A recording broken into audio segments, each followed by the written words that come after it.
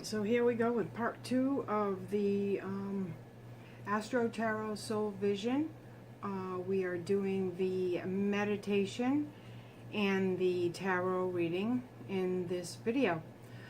So for this video and this new moon and sun in Leo with Mars in Sagittarius energy, I picked the orange calcite. And then I just went online and I looked at, I kind of know what it's about, but I like just going online and checking to see what they say. And according to the healingcrystals.com, the orange calcite helps integrate the spiritual realm with the physical body, enhances creativity, and is helpful with emotional issues. Use orange calcite to energize and cleanse the root and sacral chakras and bring positive energy into the areas of will and sexuality. So, you know, I can't make this shit up. This is the energy I'm feeling. This is the energy of the day. And this is the energy that we're being asked to look at and move into as we go into this new moon cycle. So it's just, that's why this is all fabulous and extremely fascinating to me. And I hope it's fascinating to you as well. Okay, so I'm going to just ask you to close your eyes and start to pay attention to your breathing. Take a couple of deep breaths in, exhale, inhale, just close your eyes. Picture this beautiful ball of orange light, like the sun shining on your face and on your head. Feel the warmth of this beautiful orange light, warmth, heat. And bring this beautiful orange light down into your head. Bathe your body in this light, and this beautiful orange light goes down into your neck and head, your head and neck area. Just gently rock your head back and forth, releasing any tension. Releases any blocks in your pineal and pituitary glands in the back of your head. And continue bringing this beautiful orange light down into your neck and shoulders, relaxing as you go. And this beautiful orange light continues down into your arms and down into your heart space. Bring light into that area. Bring warmth into your heart. And this beautiful orange light continues to cleanse and clear, bringing this beautiful orange light down into your solar plexus and your sacral chakra, which is down around your stomach and your belly and your navel area. And continue bringing this beautiful orange energy down into your root chakra.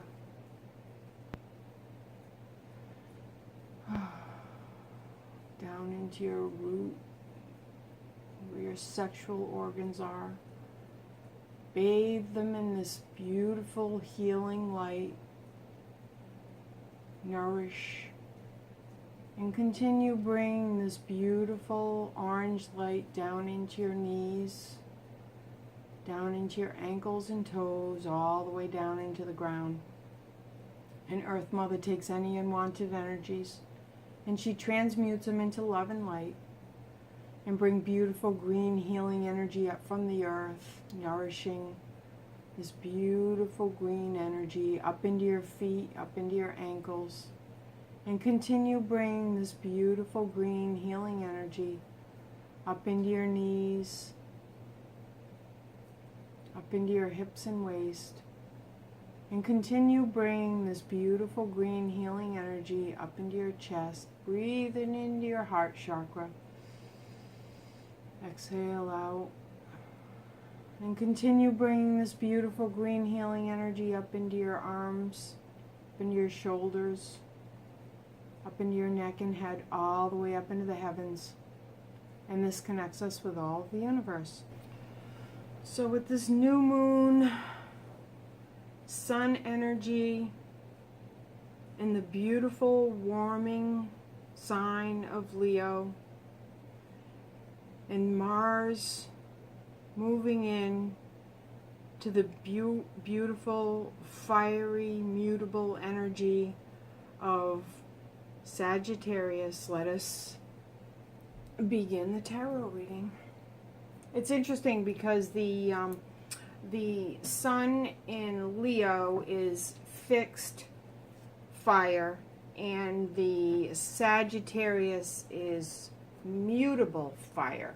So there's a lot of fiery energy around.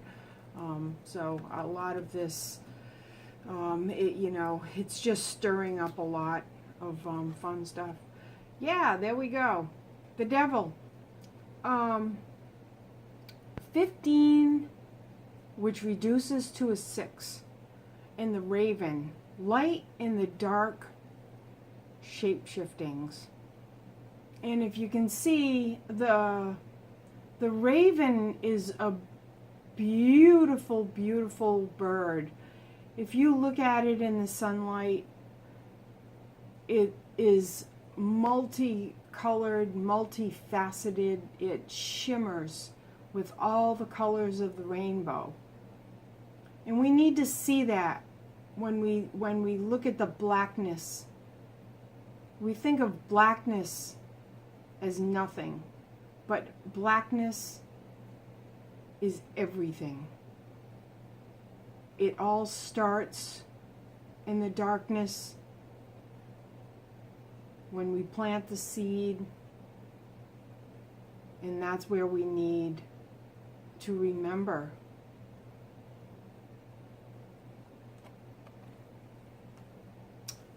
Interesting.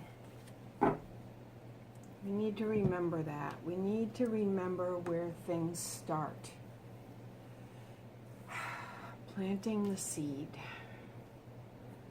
And the other thing, it's weird because as I'm doing this, I'm thinking of like volcanoes, and I'm thinking of how the earth shapes and shifts, and I just had this visual of like the center of the earth as I was talking about the raven, and also the center of the universe.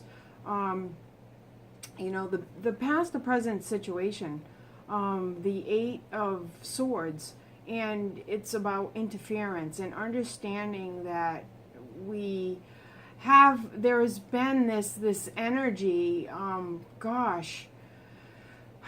for it just seems months and months, and we're feeling restricted, we may be feeling held back and not really able to fully do what we really want. We're not able to, we don't feel like we can fully function. And there's, we're going through this transformation on a personal level, on a global level, singularly, and with the masses, and so we need to understand that we each individually need to do our part. We need to do our work to shine the light into the darkness. And when we can do that individually, it will help us to understand. It will help on a global level. Start in your own backyard, they say. In this case, start with your own self. Start with the what you want to bring to the world, how you want to be able to shine your light into the world, and then go from there. And that's really what manifesting is all about. This is how we do true satisfying manifestations. My cards are this is kind of the way the day's going, okay? It's just everywhere. It's random. It's kind of high energy. All right, so Ace of Swords, yay. Insight, understanding. We have all this energy. We just need to consciously be able to use this energy. We need to figure out how we're going to use this energy. We we need to figure out how we're going to bring this energy into our physical existence, you know, like new ideas. And the number 11, lust, it's the lust card, and it reduces to the 2, which is really interesting. This also is representative of the Leo. And on the bottom you can see the glyph, the Leo glyph. I'm not quite sure what the other sign is, but I'll have to look it up and put it in the video. But, you know, this is the wisdom, is being able to understand this creative energy that we have, that I talked about in the first part, and be able to utilize this creative energy for our highest good. And this is how we are able to consciously maneuver through our universe. You know, we all we have our wants, needs, and desires on a physical level, and that includes sex. And sex is surely a great part of life, but misdirected creative energy can turn into some undesirable sexual desires, wants, needs, codependencies. And those are the things that we need to understand. We need to put sex in its place. Sex is great, and you can, you know, enjoy it, but there are other avenues for using that creative energy other than sex. And when the masters are able to tap into this energy, this creative energy, this is what they're tapping into, and this is where they're manifesting from. This is the core. This is the sacral chakra. This is the root chakra. All these energies that we look for in higher wisdom. When people study metaphysics, this is a large part of what we're studying. We're learning how to manifest from this energy, this core Leo sexual energy. And we're learning how to direct it in a way that we can put our mark on the world in a creative way. And that's why a lot of people call creative energy sexual energy, and vice versa. But we also need to understand this is where people can get hung up. This is a place where people get stuck, and they think that it's the partner or whatever that is important, and they're losing sight of the bigger picture. They're losing sight of the fact that they need, their soul wants to expend this creative energy in a way that satisfies the human and fulfills the human soul on a soul level. Insight, wisdom, now the knowledge. And this knowledge of knowing, Prince of Discs, you know, being able to, this discs represents Earth, and it represents the earthly endeavors. And, you know, the Prince of Discs, this is brand new energy. Think about when you're, you know, young adult, I'm thinking 20s, you know, when you're in your 20s and you have all these high ideals about what you want. Your creative energy is at a height, and your sexual energy is at a height, which is very interesting if you think about it. And it can be so varied what people are doing when they're in their 20s. There could, some people that could still be living at home, just getting out of school, just thinking about going to school, college. And there's some people that have already been through all their schooling, and they're going on for their masters. They know exactly what they're doing. They're buying houses and starting their own corporations. So this energy is very flexible and very mutable energy in my mind. So it's not up to It's not up to society to tell us who we are, what we should be doing at a particular stage and age. But being able to have the freedom to say, no, this is me, this is my time, this is what I want to do, this is how I want to do it. And understanding that that's okay, that everybody's got their own timeline, but to be able to, most important thing is to be able to tap into this creative energy, not only when you're in your 20s, but at any age, to be able to extend that energy out, to keep moving that energy forward, you know, into your 30s, into your 40s, into your 50s and 60s, and even into your 70s and 80s. We don't, there is no line in the sand where we stop creating, where we stop making things happen. This is a false premise. And if, you know, we need to have our own mind. We need to have our mind made up as to what it is we want to do, and not let age dictate. And I don't know why I'm hopping on the age thing, but I am. And so that's for you. You know, and I need to remind you, this information is for you. I'm simply the messenger, and this is for you to understand yourself. So, because you're the one with the questions, you're the one who's sitting there trying to figure out what the hell's going on, what are you going to do with your life, how are you going to move forward here. And the Six of Cups is very appropriate, you know, and it's about pleasure. And this pleasure is what I'm talking about.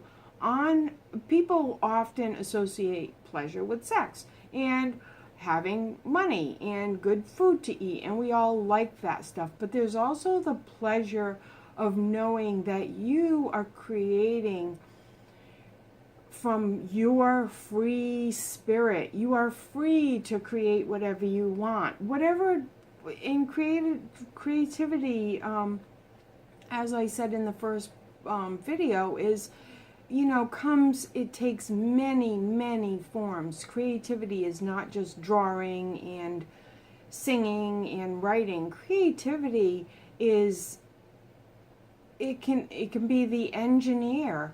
It can be anything. It can be the business person that knows how to work with people. It can be the doctor who's a precise surgeon. It can be the psychologist who comes upon a new way of thinking about things and helping people out.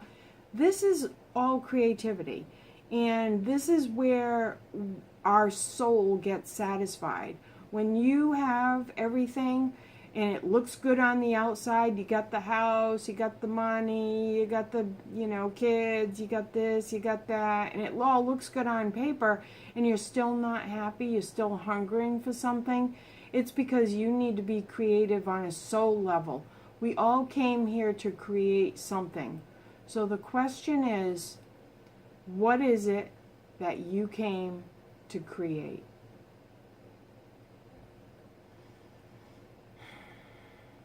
So that's what's going on with the energy right now. And it's kind of funny how the raven just kind of like stayed off, you know, stayed off to the side throughout the whole reading. But everything revolves around our mind. The devil represents the mind. It represents the ego. We need to understand that the ego is there for a reason. The ego can help us out,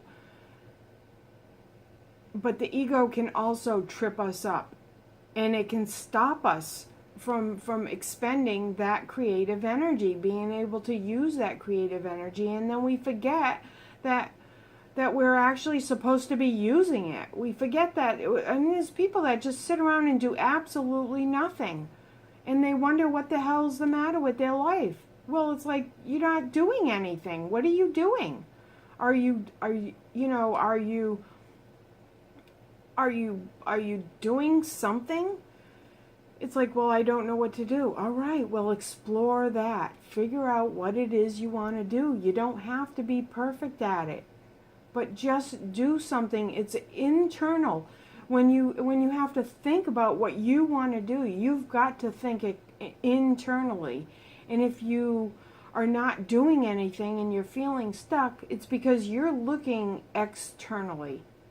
You're looking for external things that are going to help you out, and nothing is externally going to help you out until you do the work internally.